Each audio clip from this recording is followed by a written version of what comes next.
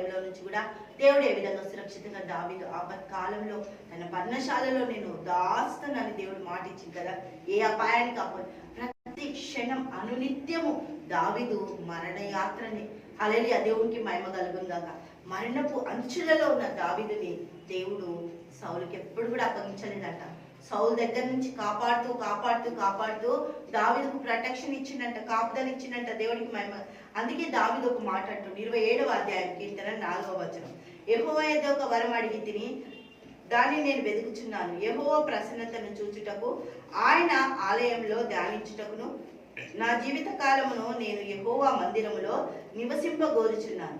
ఆపత్కాలమున ఆయన తన పర్ణశాలలో నన్ను దాచును, తన గుడారపు మాటున నన్ను దాచును, ఆశ్రయ దుర్గం మీద ఆయన నన్ను ఎక్కించును. దేవునికి మేము జీవిత కాలం నేనేం చేస్తా అంటే ఉంటా, అదొకటి నాకు సేఫ్ ప్లేస్. ఆ ప్లేస్ లో నేను ఉండడానికి నాకు అవకాశం నువ్వు ఇయ్యి అని ఎబినేజర్ అయిన దేవుడిని సహాయం కోరుతుండు దావీదు. దేవుడికి మహిమ కలుగును గాక. ఆపత్కాలంలో దాసుడు తన గుడారపు మాటిన దాస్తుండట. దేవుడికి స్తోత్రం. ప్రతి పరిస్థితిలో మనకు అర్థం అవ్వదు మన చేయి విడువని దేవుడు ఆయన. మన చేయి విడవకుండా మనల్ని పట్టుకొని నడిపిస్తూ ప్రతి అక్కర్లో అవసరతల్లో మనకు కావాల్సిన ప్రతి దాన్ని ఆయన సమకూరుస్తుండు. దేవుడికి మహిమ కలుగును గాక. హల్లెలూయా. ఆయన దుర్గంపై ఎక్కిస్తారంట. మనము ఏ దుర్గంపై అయితే ఎక్కి నడుస్తున్నామో ఆ దుర్గాన్ని దేవుడు ఎంత చక్కగా బలంగా నిలబెట్టిందో చూద్దాం. హల్లెలూయా. దేవునికి మహిమ కలుగును గాక. మత్తయి సువార్త 7వ అధ్యాయము 24వ వచనం.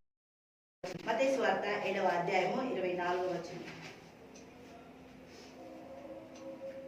కాబట్టి నా మాట విని వాటి చొప్పున చేయు ప్రతివాడును బండ మీద తన ఇల్లు కట్టుకొని బుద్ధిమంతుని పోలి ఉండును.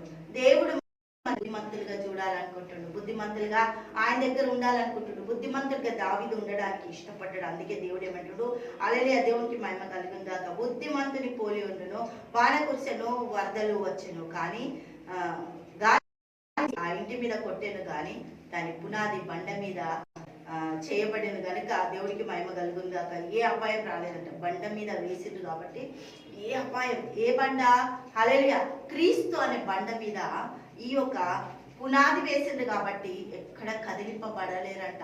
విశ్వాసపు అనే పునాది క్రీస్తులో వేస్తే ఏ ఒక్క అపాయం రాకుండా, ఏ ఒక్క భయం లేకుండా, ఏది కూడా జీవితాలకు ఏదైతే అవసరమో అదే దేవుడు సమకూరుస్తాడు. క్రీస్తు అనే బండ మీద మన జీవితాలు కట్టుకోవాలి, క్రీస్తు అనే సహాయాన్ని మనం కోరుకోవాలి, క్రీస్తు అనే పదాన్ని మన జీవితాలలో ప్రతి నిమిషము మనము ఉచ్చరించాలి, ప్రతి నిమిషము మనము కృతజ్ఞతాస్తుతులు చెల్లించాలి. దావీదు చేసింది అదే. 7 మార్లు దేవుని సన్నిధిలో కనబడుతూ దేవుడి దగ్గర కూర్చుంటూ దేవా ఏంటి పరిస్థితి, ఏంటి యుద్ధం, ఏంటి బలహీనులు, ఏంటి ఈ పరిస్థితి, ఏంటి ఇది ఎందుకంతా ఇదంతా అని అది దేవుని అడిగినప్పుడు దేవుడు ఎబినేజర్ గా దావీదుకు తోడై ఉండి సహాయం చేసిన దేవుడు ఈ రోజు నీ జీవితంలో కూడా ప్రతి విషయంలో ఎబినేజర్ గా సహాయం చేయబోతున్నాడు. దేవుడికి మహిమ కలుగును గాక. హల్లెలూయా.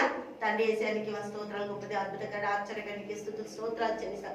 పరమ తండ్రి నీకు స్తోత్రం, పరిశుద్ధాత్మ తండ్రి నీకు స్తోత్రం, బలమైన దేవుడు ప్రభువానికి వందనాలు స్తోత్రం. ప్రతి కుటుంబాన్ని బండ మీద, క్రీస్తు అనే బండ మీద, విశ్వాసం అనే బండ మీద, నీ దయానే బండ మీద బిడ్డలని నాయన మీరు కట్టండి ప్రభు. బిడ్డల జీవితాలు విస్తరింపజేయండి, ఫలింపజేయండి ప్రభు. ఎంతో మందికి సాక్షులుగా నిలబడే కుటుంబాలుగా నీ బిడ్డలను ఆశీర్వదించి దీవించండి. యేసు నామములో ప్రార్థిస్తున్నాము తండ్రి. ఆమేన్ ఆమేన్ ఆమేన్.